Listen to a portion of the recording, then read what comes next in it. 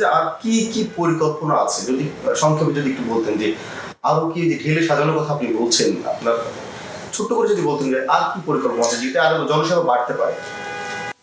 আমরা বর্তমানে machine readable পাসপোর্টটাকে যেটা 2010 সাল থেকে শুরু হয়েছিল এটাকে আমরা আস্তে আস্তে একটু শূন্যের কোঠায় নিয়ে আসতে চাচ্ছি এবং 2020 সালে মাননীয় প্রধানমন্ত্রী আমাদেরকে যে মুজিব বর্ষের উপহার হিসেবে ই পাসপোর্ট যেটা দিয়েছেন আমরা ই পাসপোর্টটাকে সর্বতভাবে এটা ইমপ্লিমেন্ট করতে চাচ্ছি।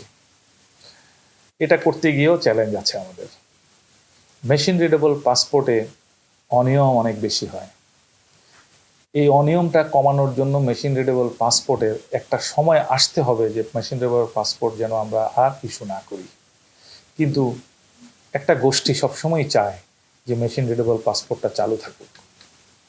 এটা আমাদের জন্য একটা বিরাট চ্যালেঞ্জ, কিন্তু আমরা আশা করি যে আপাতত 2025 সালের ডিসেম্বর পর্যন্ত আমাদের পরিকল্পনা যে এমআরপি আমরা চালাবো, এরপরে হয়তোবা আমরা সম্পূর্ণভাবে ই পাসপোর্টের দিকে যাব। এখন যদি আমাকে জিজ্ঞেস করেন, আমরা ই পাসপোর্ট কিন্তু বাংলাদেশে অলমোস্ট 95%ই আমরা ই পাসপোর্টই দেই, 5%-এর মতো আমরা দেই হলো মেশিন রিডেবল পাসপোর্ট। খুবই জরুরি ক্ষেত্রে কারো যদি প্রয়োজন পড়ে শুধু তাকে দেই, আর তা না হলে আমরা এনকারেজ করি সবসময় ই পাসপোর্ট নেওয়ার জন্য। কিন্তু বিদেশের মাটিতে যারা একটু সমস্যার মধ্যে আছে তাদেরকে এখনও আমরা মানে এমআরপি পাসপোর্টটা এখনও ইস্যু করছি। তো আমরা ই ভিসা আমাদের একটা মানে আধুনিকায়নের জন্য স্মার্ট বাংলাদেশ গড়ার পেছনে আমাদের মাননীয় প্রধানমন্ত্রীর যে স্বপ্ন, সেটা আমরা চেষ্টা করছি ই ভিসাটা ইমপ্লিমেন্ট করার জন্য। ইমার্জেন্সি ট্রাভেল পাস নামে আরেকটা আছে, সেটাও আমরা ইমপ্লিমেন্ট করার চেষ্টা করছি। এছাড়া আমাদের বিভিন্ন ইমিগ্রেশন পয়েন্টে আমাদের কিন্তু ই গেট আছে, ইলেকট্রনিক গেট দিয়ে ইমিগ্রেশন প্রক্রিয়াটা খুব সহজে করা যায়। তো সেটাও আমরা করছি।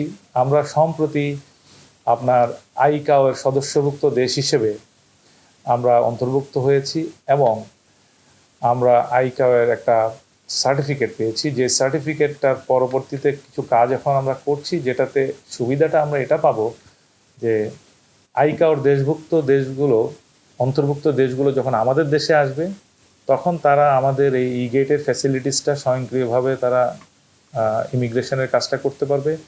আমাদের পাসপোর্টধারীরাও যখন আইকাওয়ের সদস্যভুক্ত দেশে যাবে তাদের সেই ফ্যাসিলিটিসটাও আমরা স্বয়ংক্রিয়ভাবে আস্তে করে তাদের ইমিগ্রেশন ব্যবহার করতে পারবো।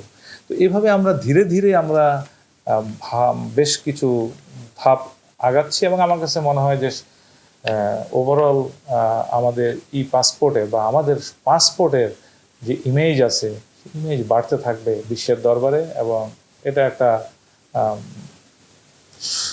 গৌরবান্বিত প্রতিষ্ঠান হিসেবে আত্মপ্রকাশ করবে বলে আমি প্রধানমন্ত্রী ঘোষিত স্মার্ট বাংলাদেশে ডিআইপি স্মার্ট হচ্ছে, এটা বলা যায়। অবশ্যই ডিআইপি স্মার্ট হচ্ছে। ডিআইপি একসময় হাতের লেখা পাসপোর্ট দিত, ডিআইপি হাতের লেখা পাসপোর্টের বদৌলতে মেশিন রিডেবল পাসপোর্ট দেওয়া শুরু করে 2010 সালে। 2020 সালে মাননীয় প্রধানমন্ত্রী বলেছেন আর মেশিন রিডেবল পাসপোর্ট না দিয়ে এখন আমরা ই পাসপোর্ট দিব। আমরা হলাম দক্ষিণ এশিয়ার প্রথম দেশ এবং বিশ্বের 119তম দেশ যারা ই পাসপোর্ট দিচ্ছি। এত চারটিখানি বিষয় না, বিষয়টা অনেক গৌরবের। এখন আমরা বলছি যে না, ঠিক আছে, আমরা শুধু ই পাসপোর্টে কেন আমরা সীমাবদ্ধ থাকবো, আমরা ই ভিসা দেব। আমরা ই ভিসা কেন দেবো, আমরা ইটিপিও করবো, ইমার্জেন্সি ট্রাভেল পাসও করবো। সুতরাং ধীরে ধীরে তো আমরা স্মার্ট হচ্ছি, সন্দেহাতীতভাবে।